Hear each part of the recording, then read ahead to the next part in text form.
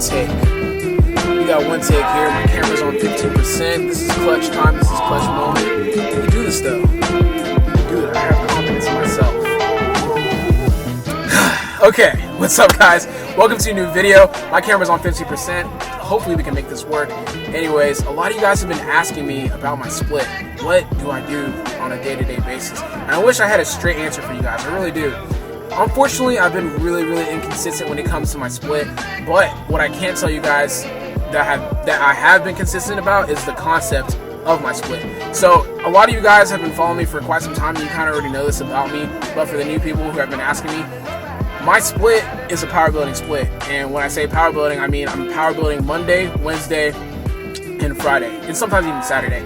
And when I say power building, I mean I have a powerlifting portion of the workout and a bodybuilding portion of the workout. Let's just have an example here. So Monday, let's say I'm benching, right?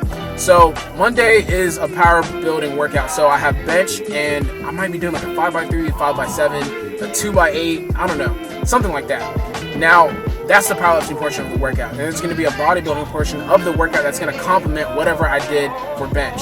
So it might be chest and shoulders, straight up chest and triceps, or chest and back, something like that.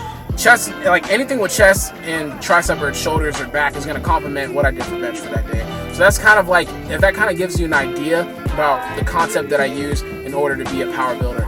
Now, Tuesday, Thursday, and Sunday is just straight up bodybuilding. There's no powerlifting, nothing like that inside of the workout. It's just well, it might be some light technique work, but for the most part, it's just straight up bodybuilding. And today was one of those days. Now, today I worked out back, and I just want to really briefly go over the workout that I did today, because I want to get onto something that I've been trying out and something that's kind of really new to me. So for back, I kept it really simple. I did a lot of volume stuff. I did a lot of the basics. I did 10 sets of 10 to start off the workout on pull-ups. After that, we moved on to some cable rope pull-downs.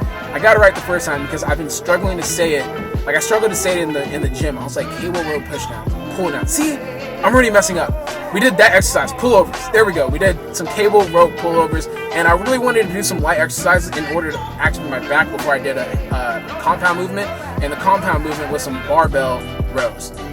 I don't even barbell rows. I'm just gonna say rows. I did some rows with 225 pounds. I kept it really light just because my back was already fried from yesterday. I had heavy squatting. I had like 585 for sets for a 5x5, I believe. So my back was really fried from doing that, and also deadlifting. So after the barbell rows, we moved on to some V-bar pull downs. I believe I did 4 sets of 12 or 5 sets of 12. Sometimes I lose count. I lose count all the time. So after the V-bar pull downs, we moved on to some dumbbell pullovers, and that just about finished up the back workout. I didn't do anything for biceps, nothing too crazy, pretty simple back workout. Now I want to talk about something that I'm really new to, and that is some sumo deadlifting. Now a lot of you guys are probably asking me, Ray, don't you pull conventional? I'm like, yeah, I do, but I want to experiment with sumo. And I'm not trying to make the switch immediately, but I'm really excited to see how I can progress with my sumo deadlifting. Now I sumoed yesterday, and I was just really excited because it just felt so light. Like I did 315, I did it for speed reps. Now sumo is really different just because the whole it's a little bit different because the setup is different. Like conventional deadlift, you can just rip it off the ground. You can just by sheer will rip it off the ground, and then everything after that is just kind of grinding. But sumo is a lot more different because the groundwork is a lot more methodical. Like you have to really think about it, you have to really set it up perfectly, and then once you get it off the ground, it's kind of quick. So it's like you have to make sure your lats are tight, you have to flex your lat, really bring it in.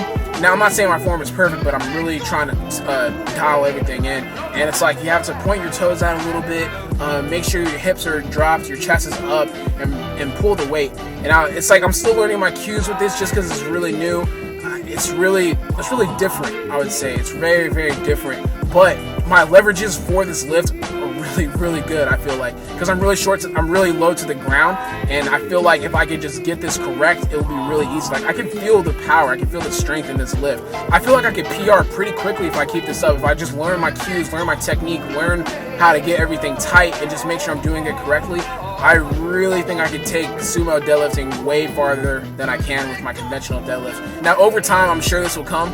I'm not making the switch right now, but I'm definitely interested. I'm definitely excited to see how far I can push it. But, you know, I think whenever I decide to do the competition, I think I'm going to stick with conventional just because it's what I know right now. And that's what I can do at the most. Once again, I'm not saying I'm going to make that switch to sumo right now, but it's definitely something that I'm looking at, something that I'm really interested in, just because I feel the raw power. Like, I just know.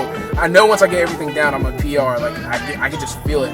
Sumo's like more about your glutes and your hips and firing off really, really quickly and making sure everything's moving all in one motion. And conventional deadlifts is just a lot. It's different. I feel like you can rip it off the ground. You can't do that with sumo. You have to pull the slack out of the bar. The actual lift itself is really, really quick compared to that of a conventional lifter, because I've seen people grind it out for 5 seconds on conventional. I've never really seen anyone grind out a sumo deadlift. Like, it's just either you got it or you don't. It's like either you pull it off the ground or you kind of just don't. Like, you'll see a lot of people just fail on the initial pull off the ground. But it's really interesting, something I'm looking into, something I'm really excited about, just because I know the strength is there. I know my leverages, and I feel like my body type, my leverages is really, really good for sumo.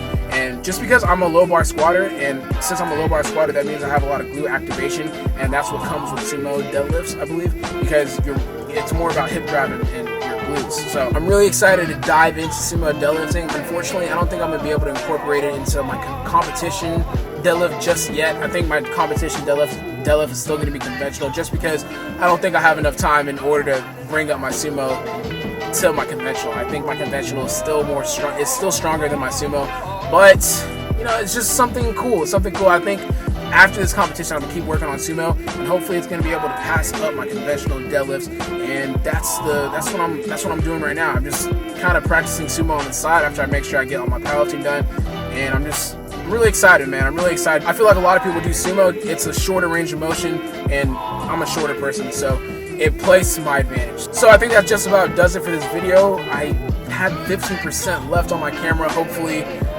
it's still rolling. I didn't hear any clicks or like doo-doo, so that means it's still going. Anyways, this video is coming to an end, guys. Hope you guys enjoyed it. Like always, if you like this video, please like, comment, share, and subscribe. Get better today. I'm out.